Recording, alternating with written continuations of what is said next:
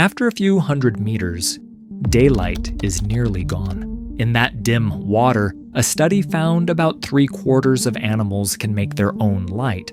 Some fish even shine red light that most other fish cannot see. At 1,000 meters, the pressure is around 100 times what you feel at the surface, and we have visually seen less than 0.001% of the deep sea floor. So most of what we know comes from rare, short sightings. A deep-sea anglerfish often appears in footage as a round body hanging nearly still. In front of its face, a thin rod holds a small glow that moves slowly. That glow is a lure. In water where meals are rare, chasing can burn more energy than it returns. The fish waits. The glow draws attention, and the mouth opens wide with inward-angled teeth that make escape difficult. The most important detail is reproduction. In some deep-sea anglerfish, the male is tiny. He finds a female by scent, bites onto her skin, and over time fuses into her tissue and blood supply. After that, he survives as an attachment and provides sperm when needed. This solves the rare encounter problem. The cost is permanent loss of independence and much of the male's body function. A barreleye looks like a small fish with a clear dome for a head. Inside, 2 green tubular eyes point upward while the mouth faces forward. For years, people assumed the eyes were fixed. Video later showed the eyes can rotate, so the fish can look up for silhouettes and then turn forward when it needs to line up a bite. That design fits the light problem. Looking forward often means looking into darkness. Looking upward can mean catching a faint shape against what little light remains. Researchers also suspect the fish may hover under the stinging tentacles of siphonophores and take food that gets trapped there without touching the tentacles itself. The cost is specialization. A head built to protect and aim those eyes is not built for fast turns or long chases. Sightings are rare, so feeding frequency and daily patterns are still not well mapped. A viperfish drifts with its mouth slightly open, showing long needle teeth that do not fit neatly inside the jaw. It is not built for chewing, it is built for holding. In midwater, food is unpredictable, and prey may pass only once. Long teeth and a flexible jaw reduce the chance of losing a rare meal. Many viperfish also have light organs along the belly that may help reduce their silhouette from below. The cost is fragility and short-range design. Teeth that long can break. A body shaped for quick capture is not shaped for long pursuit. If you enjoyed watching this video so far, subscribe to this channel and leave a like. It really helps a lot. A fangtooth is small, yet the teeth look too large for the skull. When the mouth closes, the longest fangs slide into special pouches in the roof of the mouth, so they do not pierce the brain. That detail points to the same problem as the viperfish. In deep water, you do not get to be selective. If a small fish wants larger prey, it needs teeth that hold. And it needs a safe way to store them between bites. In footage, the gulper eel looks thin until it opens its mouth. Then the head seems to unfold, and the throat stretches into a loose pouch that can expand far beyond what the body size suggests.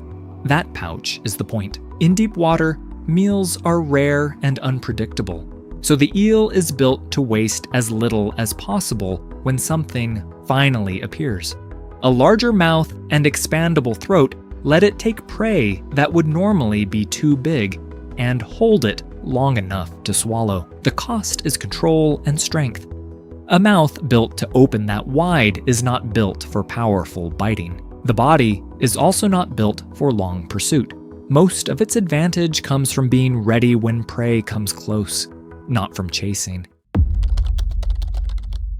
In deep footage, some dragonfish look like a thin, dark body with a mouth that opens farther than expected. The teeth can appear long and angled, suited for holding prey in short-range strikes.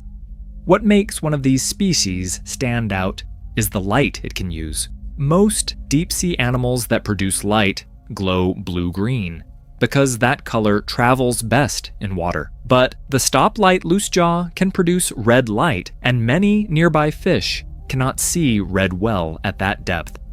That allows it to illuminate prey without giving the same information away to everything else around it. It is not perfect invisibility. Some animals can detect red, some can sense movement without color, but red light can still reduce how many eyes pick up the signal. On camera, the vampire squid does not move like a fast hunter. It drifts with slow fin strokes, keeping a compact posture, with webbing between the arms that can be pulled up like a cloak. The interesting part is where it can live. It is often found in very low oxygen zones, where many animals struggle to function. In that water, high-speed hunting is not realistic, so the squid's strategy leans toward low energy use and long survival rather than frequent pursuit. It feeds in a different way than people assume. Instead of chasing large prey, it can collect small particles, bits of drifting organic material, and other fine food sources that pass through the water. This is not a fast lifestyle. It is a survival method that fits a place where oxygen and food are limited at the same time. The cost is speed and defense. A body tuned for low oxygen and low effort is not built for constant escape.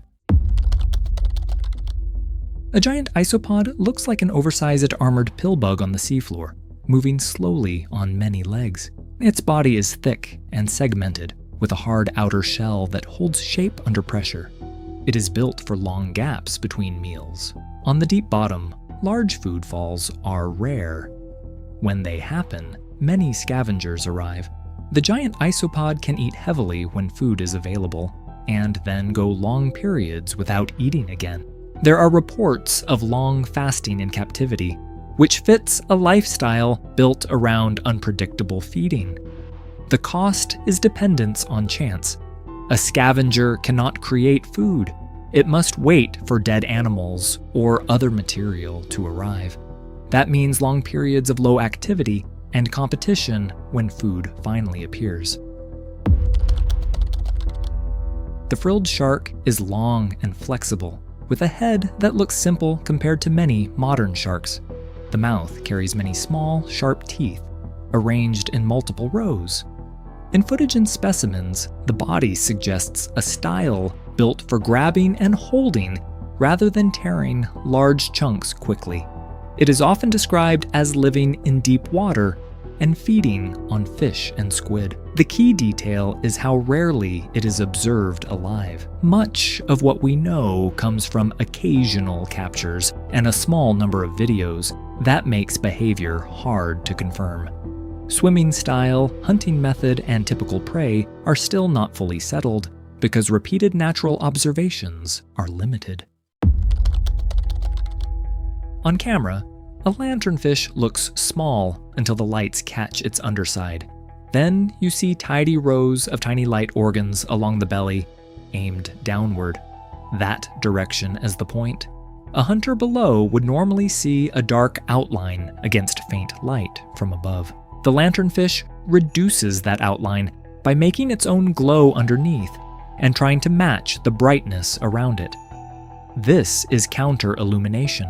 The larger fact is scale. Lanternfish are thought to be among the most abundant fish in the ocean, and many species form part of the midwater scattering layer that moves up at night and down during the day. That daily movement helps shift carbon deeper over time, simply through feeding and waste. The cost is constant control. Light takes energy. A poor match makes the fish easier to spot, and traveling up and down increases exposure because it forces the fish into water where more predators patrol. If you enjoyed this video, subscribe to this channel and leave a like on the video. You can also check out this video right here.